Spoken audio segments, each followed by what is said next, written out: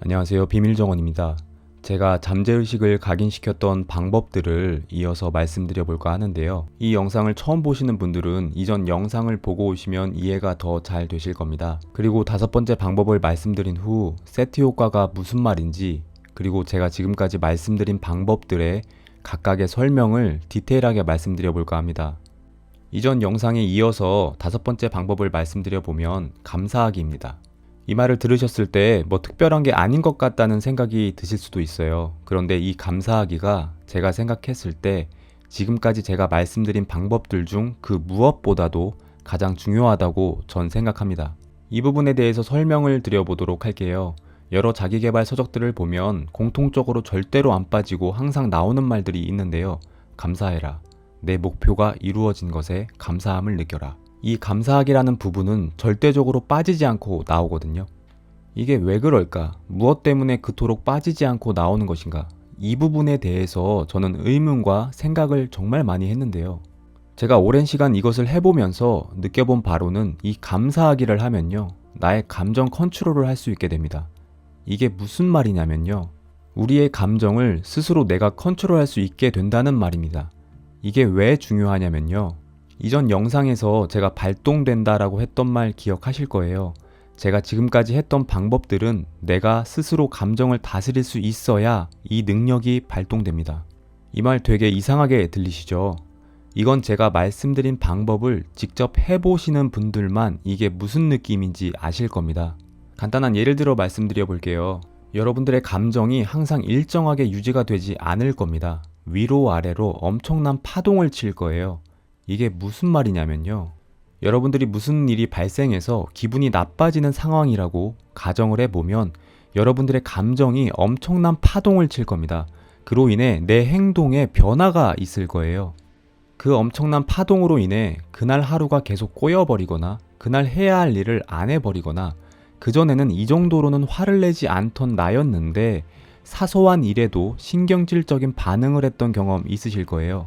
그리고 그때의 감정에 내가 잘못된 결정과 선택을 할 확률이 상당히 높아졌을 겁니다. 제가 이 말씀을 드린 이유는 내가 스스로 감정을 다스리지 못하면 100번 쓰기를 100일간 유지하지도 못할 거고요. 상상화도 유지 못하실 겁니다.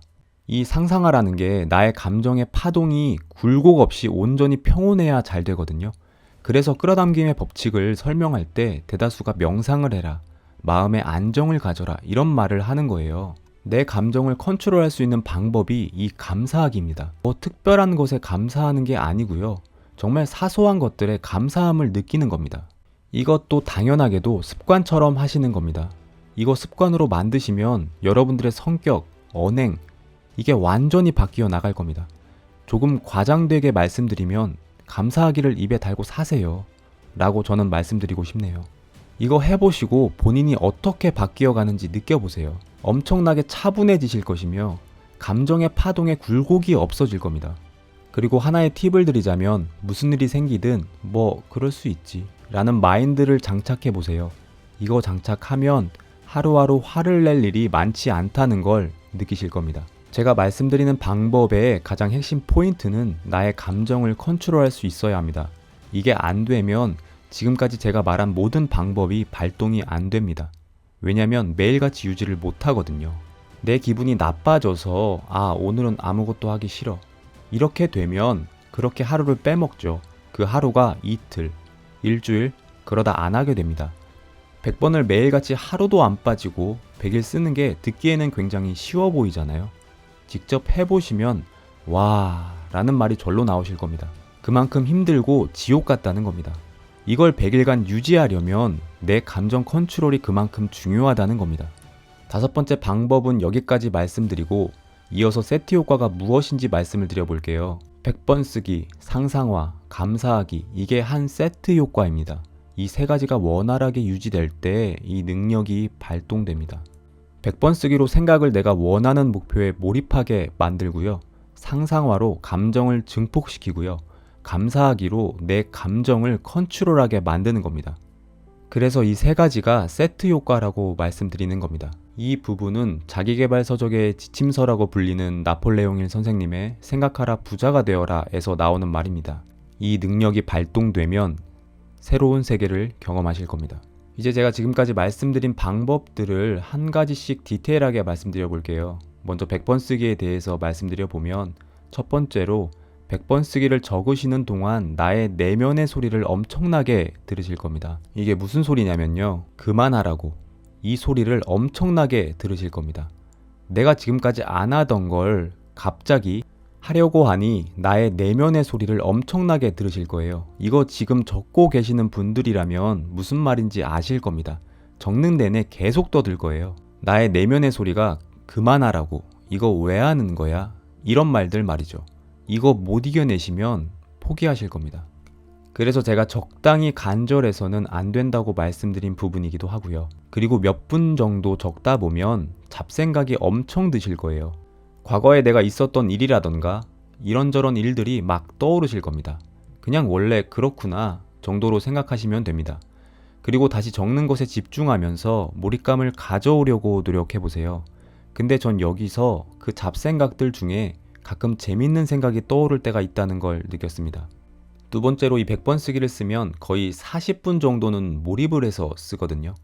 나의 몰입도가 상당히 높아질 겁니다. 그리고 나의 걱정과 고민, 가만히 있으면 막 떠오르는 감정들 있잖아요. 미래에 대한 고민과 걱정, 현재에 대한 고민과 걱정, 굳이 생각하지 않아도 될 생각과 감정들을 날려버려줍니다. 우리는 하루하루 바쁘잖아요.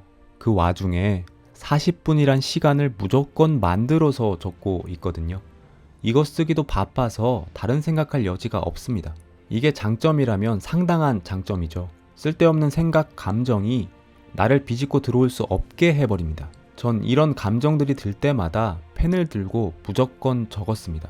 그리고 하루에 바쁜 와중에 40분이란 시간을 만들어내려면 나의 불필요한 행동이 우선순위에서 밀려날 겁니다. 이게 무슨 말이냐면요, 하루하루 바쁘잖아요. 그 와중에 100번 쓰기를 매일같이 100일간 하려면 내 행동 패턴이 바뀔 수밖에 없어요. 나의 우선순위가 100번 쓰기로 바뀌면서 나의 불필요한 행동이 후순위로 밀려나게 됩니다.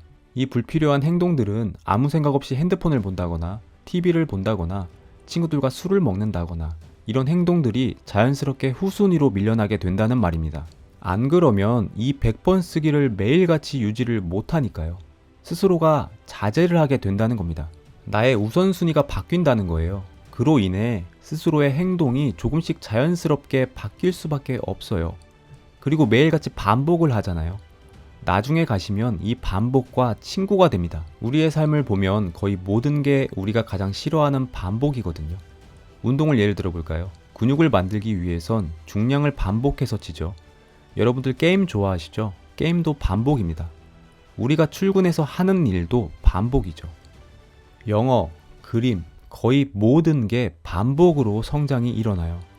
이 지긋지긋한 반복과 친구가 되는 겁니다.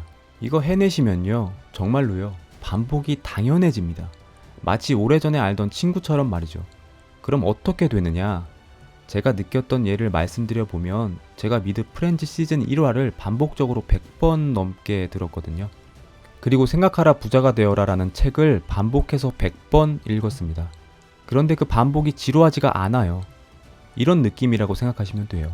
다음 영상에서는 100번 쓰기에 대한 이야기와 상상화와 감사하기에 대해서 이야기를 좀 더 디테일하게 말씀드려 보도록 하겠습니다.